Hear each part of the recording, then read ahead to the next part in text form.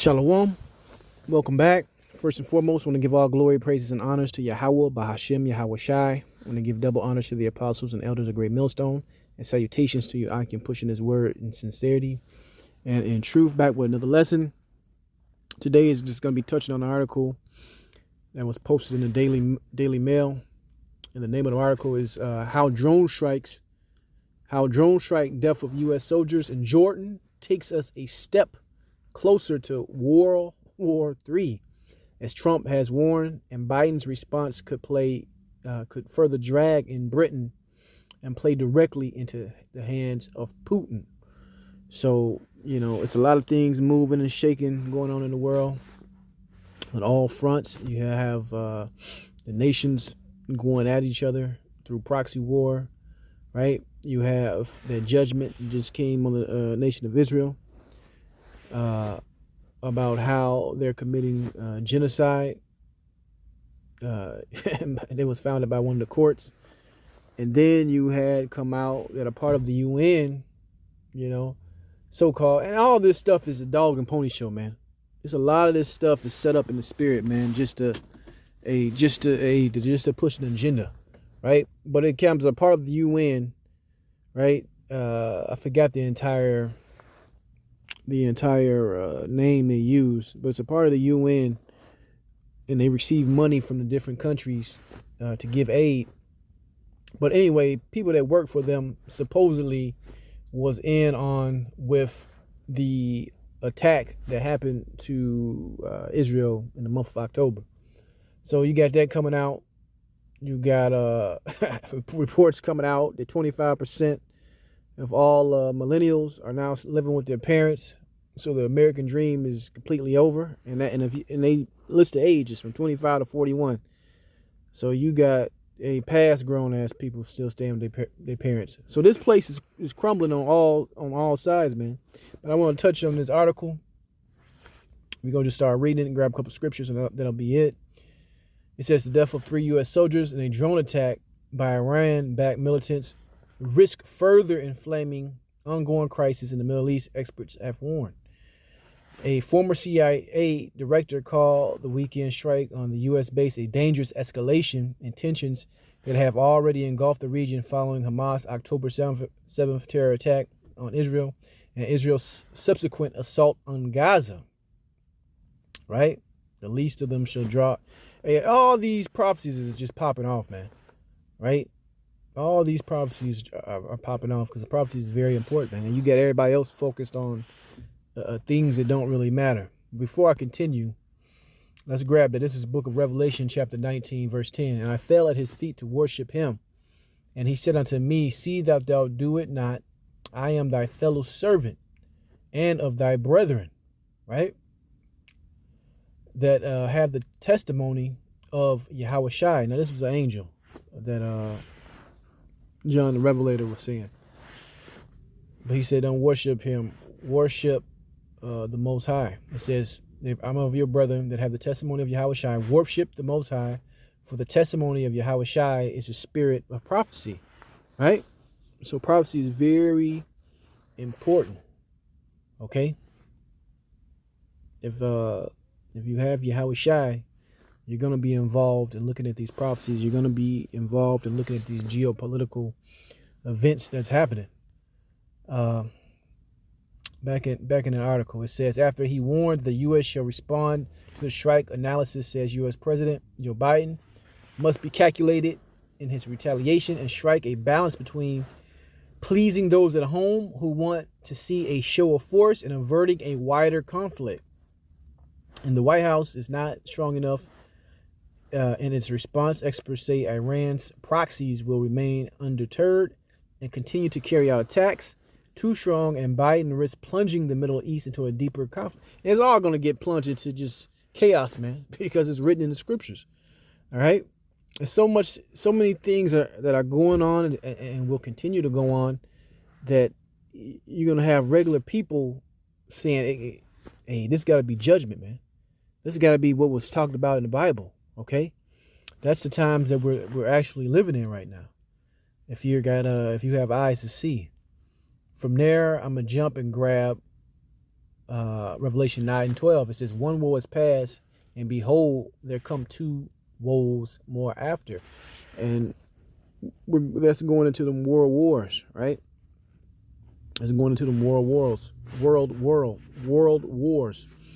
And we're on the brink of the third one, man. We are on the brink of the third one. But we still have, of course, other prophecies to play out. The collapse of a world economic systems, the ushering in of that mark of the beast system, okay? Completely and utter violence breaking out in these countries, civil wars, people going at each other. All those things are in the midst, and it's working. So when you wake up one day, hey, don't be surprised when your so-called daily routine is interrupted, man. It won't be no going to work, punching no clock, right? Going to the local grocery store, going to the gas station, all that shit is going to be in chaos. And most of them things are going to get burnt down, looted, and ransacked.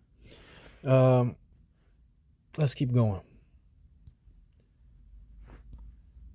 It says, further escalation, one expert warns, would bring the Middle East to the precipice of a regional war, while another said they expect a serious escalation around the corner.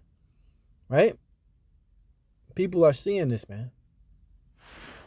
This is unparamount, man. Okay? So let's keep going. Let's grab the book of Joel. All right? This is the book of Joel, chapter 3, verse 9. It says, proclaim ye this among the Gentiles. Prepare war. Wake up the mighty man. Let all the men of war draw near. Let them come up. Beat your plowshares into swords and your pruning hooks into spears. Let the weak say, I am strong. So you got that happening, man. You got these countries saying, the hell with America, the hell with the UN, the hell with the West, right? They ready to go. Okay, they ready to go at these people, all right? And it's only gonna increase more when the cat comes out of the bag that the U.S. of A is the bad guy, man. Mystery Babylon itself. It says, assemble yourselves and come all ye heathen and gather yourselves together round about thither. Cause thy mighty ones to come down, O Lord. Let the heathen be awakened and come up to the valley of Jehoshaphat, Yahushaphat, right? For there will I sit to judge all the heathen round about.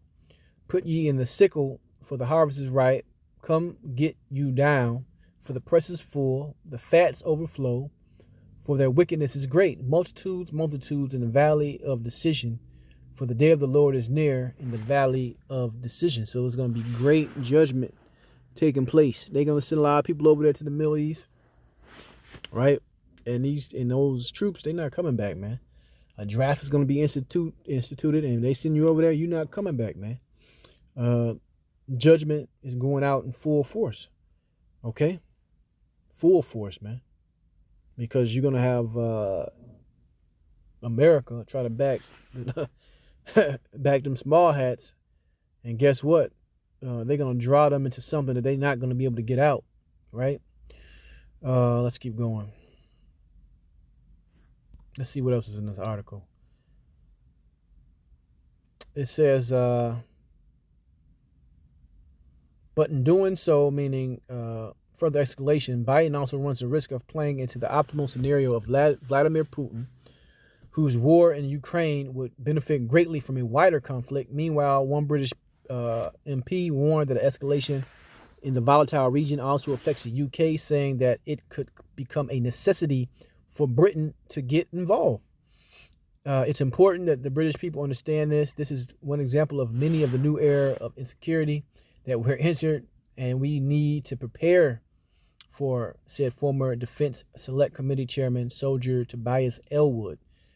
Such concerns come amid fears that the wars in Europe and in the Middle East could proliferate into something even larger, and it will. And like I said, we just read the Bible prophecies, the third war's woe, right? The valley of decision, the valley of Jehoshaphat. All these things will happen, man. And you see them You see the wheels in motion as I speak, man. You see the Lord putting the spirit on these leaders, the Lord putting the spirit on these groups to do his will, which is happening at the end of the day. You know, it says proliferate into something even larger. With former U.S. President Donald Trump warning on Sunday, we are on the brink of World War III. Hey, so even Trump knows, man. Hey, even good old Trump knows. But that's where we at with this thing, man. It's gonna be chaos on every side. Chaos is gonna be on every side. Now let's grab that in Amos and we'll end it there. Amos 5:18. Woe unto you that desire the day of the Lord. To what end is it for you? Right. If you're not part of the elect, you know, the great multitude is going to be saved, 144,000. Hey, the day of the Lord is nothing nice, man. Right. And even if you are a part of those two groups, the 144,000 and the innumerable multitude, the scriptures say that the righteous shall scarcely be saved. So we're gonna be pushed to the limit too. Don't forget that. It says the day of the Lord is darkness and not light. And if a man did flee from a lion and a bear met him, or went into a house and leaned his hand on the wall and a serpent bit him. So every direction you're trying to flee to safety, guess what? The Lord is sending what? More judgment, more hell, more chaos. It's gonna be like a time like never before, as the scriptures describe. Verse 20, shall not the day of the Lord be darkness and not light, even very dark, and no brightness in it?